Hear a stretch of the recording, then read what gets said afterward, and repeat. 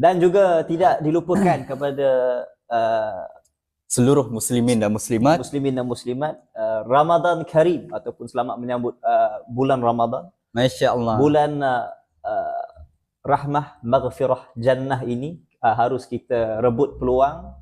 Siapa yang memasuki bulan Ramadan, siapa yang berpuasa di bulan Ramadan, saya rasa saya kena pakai kopiah ke tu? Masya-Allah. Saya ada kopiah juga dalam kereta ni. Iaitu siapa yang berpuasa di bulan puasa, siapa yang berpuasa di bulan Ramadan dengan penuh keimanan dan juga penuh pengharapan kepada balasan-balasan yang berada di dalam bulan tersebut, maka diampunkan segala dosa-dosa yang telah dilakukan sebelumnya.